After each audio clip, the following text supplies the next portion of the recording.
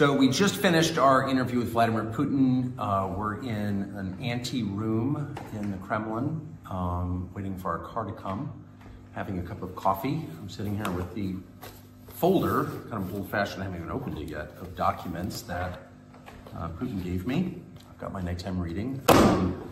That was quite an interview.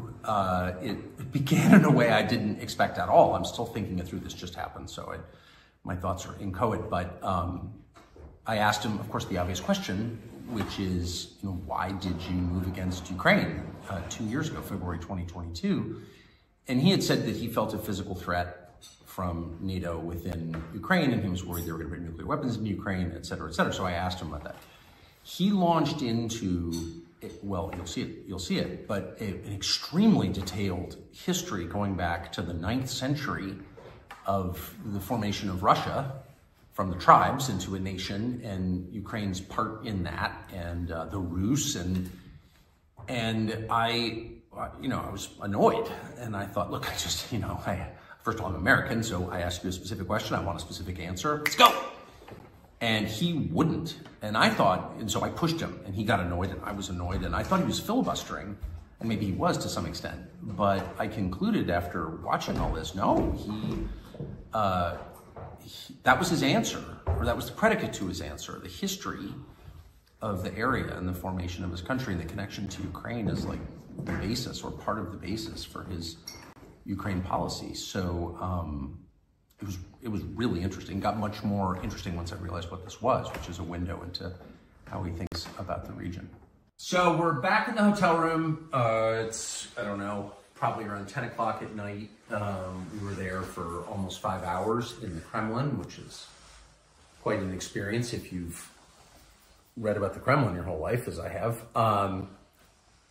Not that different from the old executive office building, this giant pile, 19th century warren of offices. Anyway, Putin was a couple hours late, as is his habit, apparently. Everyone who works for him is laughing. He's always late. But that, I'm not exactly sure what I thought of the interview. It just happened. It's probably going to take me a year to really decide what that was. But a couple of quick perceptions. One, Putin is not someone who does a lot of interviews. Well, really any interviews. He's done an interview in almost 4 years. He's not good at explaining himself, I didn't think. He's smart. There's no question about that. But he's clearly spending a lot of time in a world where he doesn't have to explain himself. So I'm sort of piecing that's one of the reasons I'm having trouble thinking about the interview as a whole, because he didn't sort of lay out his case very coherently, though if you listen carefully, and we were there for a long time talking to him, a couple of things rose to the surface. One, he's very wounded, and I suggest this, but of course he denied it, but it's obvious. He's very wounded by the rejection of the West. The United States doesn't like Russia. The U.S. government doesn't like Russia. I think, like a lot of Russians, he expected the end of the Cold War would be sort of Russia's invitation into Europe, or sort of into Europe, because it is a European country that's half in Asia. But there's a lot that's European about it. And if you come to Moscow, it's a very European city. You see it, and you can feel it culturally. And the West rejected Russia. And maybe, I'm not even taking sides in this. Maybe there were good reasons. I don't know what they would be, but in any case, the West was determined not to be allied with Russia. That's very obvious. That's the whole point of NATO, I guess, is to contain Russia.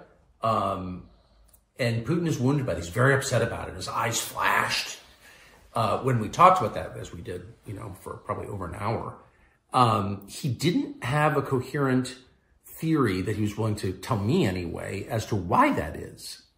Russia's not an expansionist power. Sorry.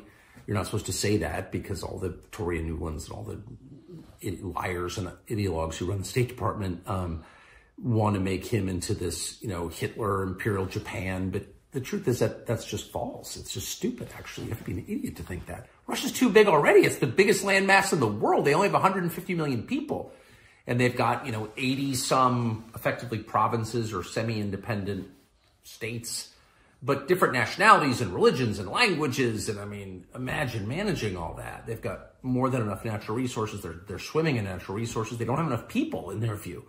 So the idea that they want to take over Poland, why would you want to do that? They just want secure borders. Maybe they're too paranoid about it. Totally possible. Again, not taking sides. But the idea that they're going to roll into Vienna or something, you'd have to be like an idiot to think that. It's just not true. There's no evidence of it, actually. And the professional liars in Washington really don't know anything about the area or really anything about the world beyond New York, have convinced themselves, or I think he's trying to convince you, that this guy's Hitler and he's trying to take the Sudetenland or something. It's like not analogous in any way. Whatever Putin's many faults, okay, it's not an expansionist power. So I can't even recall my point exactly, other than he is, to the extent he's angry, and that it's obvious, he's angry because he feels like, whoa, why, I thought we were going to be friends. And again, maybe that's his fault, but he's definitely mad about it. And the second thing I would say, which I thought was kind of really striking, is that he was willing to admit that he wants a peace deal in Ukraine, and sort of give it away and just sort of say that out loud. He said it a couple of different times. Again, maybe he's lying in ways I didn't perceive, but he kept saying it. I don't know why he would say it if he didn't mean it. And of course, there is, as a matter of fact, there is evidence overwhelming that there was a peace deal or part of a peace deal or the beginning of peace talks, a settlement of some sort on the table a year and a half ago, that the former Prime Minister of Great Britain, Boris Johnson, scuttled on behalf of the Biden administration and convinced Zelensky and the Ukrainian government not to enter into these talks. I mean, that's kind of an established fact. The Israelis were there. They revealed this. I mean, that happened.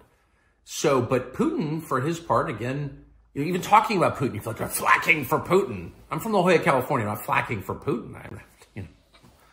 Please. I'm just trying to assess this rationally. It's interesting that he's willing to say, yeah, I want some kind of settlement. And the final thing I'll say is that if you're wondering who the lunatics are, U.S. officials have said on the record and have said to me, and are telling a bunch of people that part of the terms have to be Russia giving up Crimea. And without getting into the whole history of Crimea, here are the facts. It's, the home of Russia's warm water fleet. It's got a Russian population. They had a referendum. It chose Russia. It's part of Russia. It's where Russian wine comes from. So you can like that or not like it, but the fact is Putin would go to war, nuclear war, if it came down to Crimea. So and by the way, Crimea was in Russian hands at the beginning of this war. So it's like, if you really think that a condition of peace is that Putin's going to give up Crimea, then you're like a lunatic. And they are. I mean, they want a weak leadership in Russia. And the question is, why would you want that? How is that good for the United States? I'm not defending Russia. I'm defending my own country. A weak central government in a nation with the world's largest nuclear stockpile is insane, especially a country as large and potentially fractious with this many languages, ethnicities, religions, 20% Muslim population. You're just going to sort of let the nuclear stockpile float free and hope the best thing happens? You're a freaking nutcase if you desire that. And we are run by nutcases. The president and that poisonous moron, Toria Nuland, we're going to depose Putin. Well, then what happens? What happened in Libya when we deposed and allowed, Gaddafi to be murdered? What happened in Iraq when we brought Saddam to justice?